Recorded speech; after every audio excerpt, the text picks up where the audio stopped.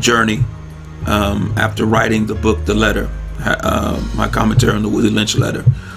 And a very pivotal moment is when I felt like God was telling me to leave DC, and that God would confirm it once I got to where I was going. In those first few weeks after leaving DC, being obedient to the Spirit, first of all, I left probably somewhere around the birthday of Martin Luther King, and of course it was a cold season, and we went to the place where God really revealed to me in that moment, Knoxville, Tennessee. In those first few weeks, I've kept getting these pivotal calls, and one of those calls was that down the street, probably less than 5 minutes from where I was, Dr. C.T. Vivian was going to be speaking. And I recall coming into a church that was a pretty common occurrence of us gathering in churches. It wasn't like a mega church. It was just kind of a good Baptist church, home church there in the city of Knoxville. And Dr. Vivian was there, encouraging the people and retelling the story and making sure that we had what we needed. And then he took the time after that to speak with me and my brother Cleveland Bullitt, because we actually were involved in something when we got the call. So we dropped what we were doing to go and hear him and speak with him. I didn't know at that time.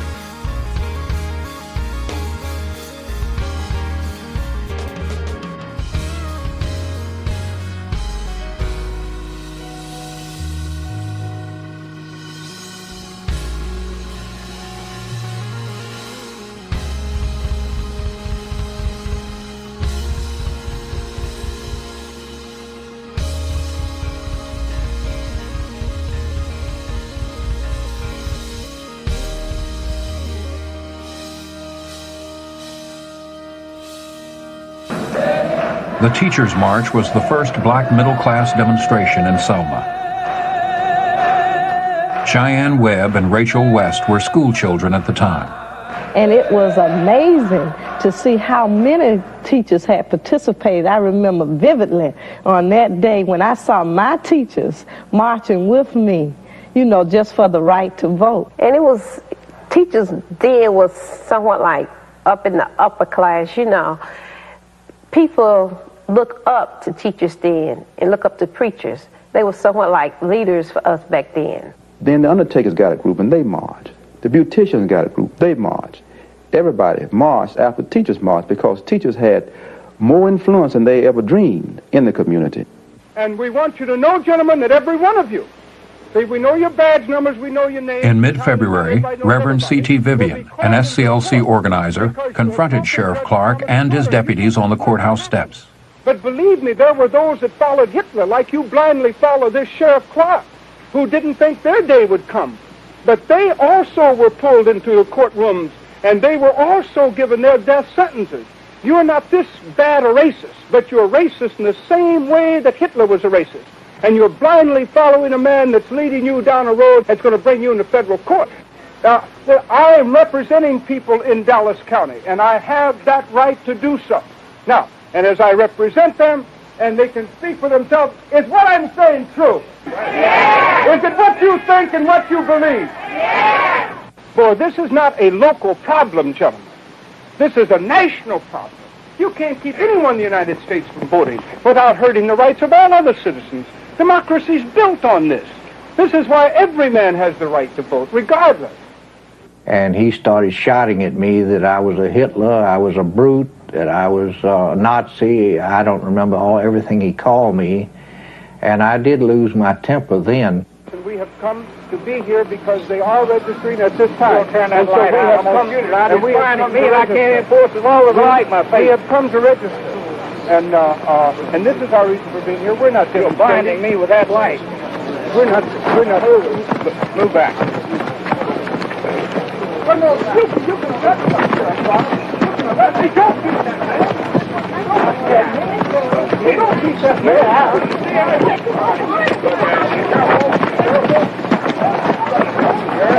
You want to arrest us?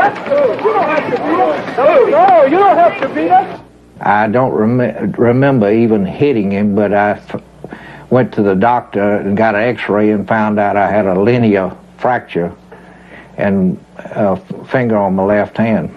With Jim Clark, it was a clear engagement between the forces of movement and the forces of the structure that would destroy movement. It was a clear engagement between those who wished the fullness of their personalities to be met and those that would destroy us physically and psychologically. You do not walk away from that. This is what movement meant. Movement meant that finally we were encountering on a mass scale the evil that had been destroying us on a mass scale. You do not walk away from that. You continue to answer it. If we're wrong, why don't you arrest us? Why don't you get out in front of the camera and go on? It's not a matter of being in front of the camera. It's a matter of facing your sheriff and facing your judge. We're willing to be beaten for democracy. And you misuse democracy in the street. You beat people bloody in order that they will not have the privilege to vote. You beat me in the side and then hide your blows. I don't need to leave. He has come to register to vote. Hey, everybody under arrest! Let them all go! You must arrest me! I'm here to tell you tonight that the businessmen, the mayor of this city, the police commissioner of this city, and everybody in the white power structure of this city must take a responsibility for everything that Jim Clark does in this community.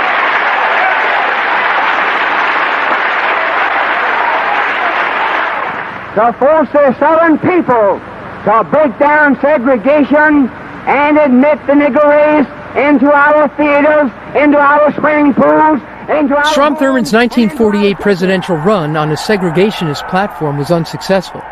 But it wasn't until 1971 that the Supreme Court finally outlawed segregated pools and beaches, 17 years after the integration of American schools. The effort to integrate beaches and pools intensified here in 1964 in the former slave trading port of St. Augustine, Florida, when a civil rights leader literally drew a new line in the sand and asked former state attorney Dan Warren for the protection of the law. He was wearing a bathing suit. He said, well, I want to go swimming. And I said, well, be my guest. You're properly attired. And he said, well, you don't understand, Mr. Warren. Every time we want to go swimming at the public beach, the Klan interferes with us and they beat us up. Lunch counter sit-ins turned into beach wade-ins, and a special force of state troopers was sent in to keep segregationists from pummeling the protesters. They formed two lines, waded out in the ocean in full uniform. Demonstrators came in. Well, the Klan was waiting, and they had pickup trucks parked on the beach, and in the trunks and in the beds, the trucks had surveyor stakes. And they'd grab the surveyor stakes and try to break through that line.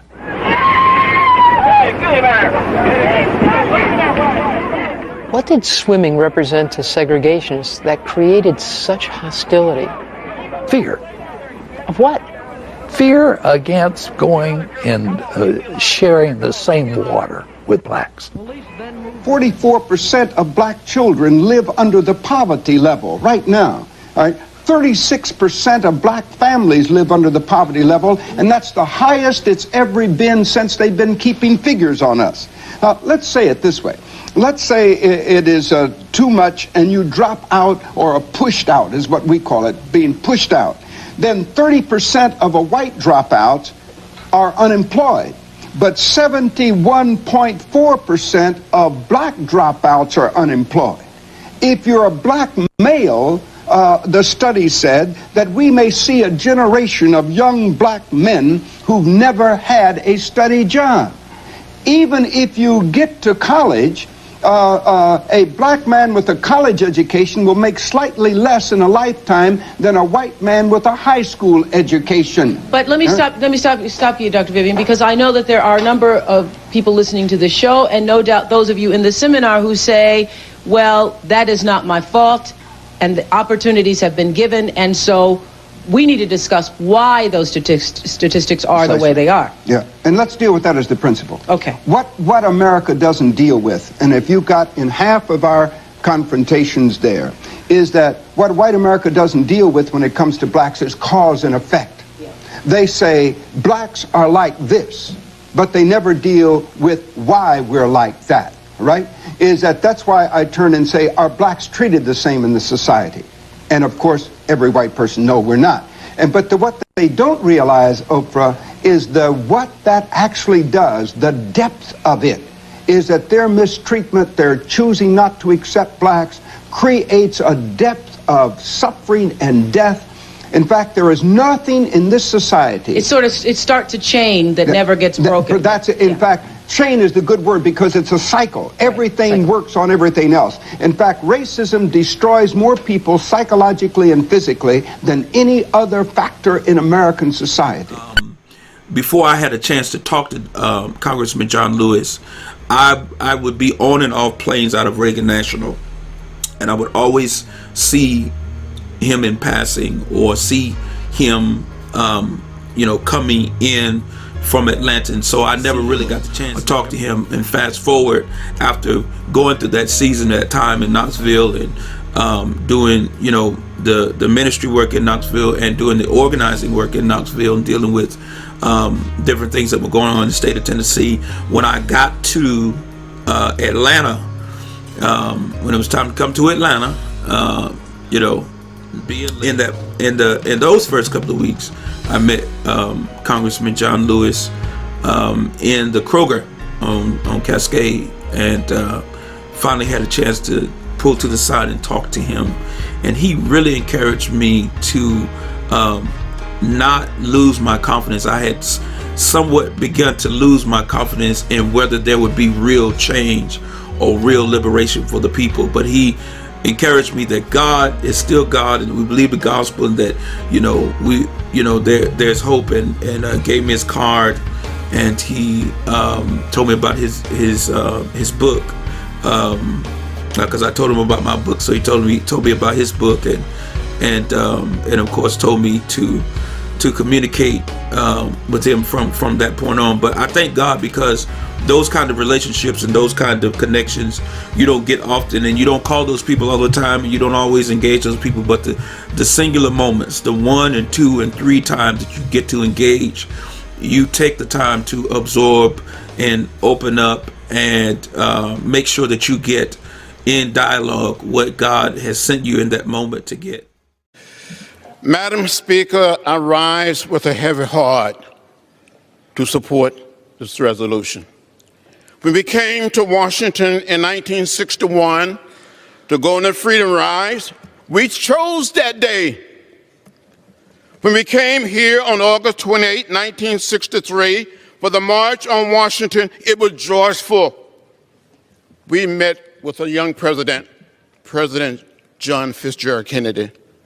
When we came here on August 6, 1965, for the signing of the Voting Rights Act, we were excited, hopeful. We met with President Lyndon Johnson, but today, this day, we didn't ask for this. This is a sad day. It is not a day of joy. Our nation is founded on the principle that we do not have kings, we have presidents, and the Constitution is our compasses. When you see something that is not right, not just, not fair, you have a moral obligation to say something, to do something. Our children and their children will ask us, what did you do? What did you say?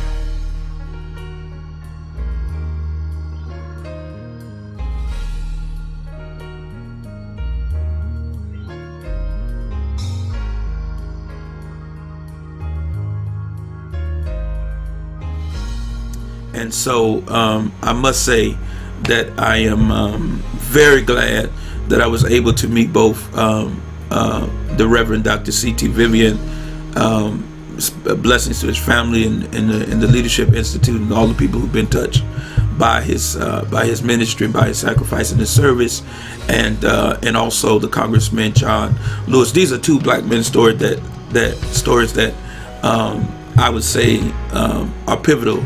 Be true to who you are. Be true to what you're called to.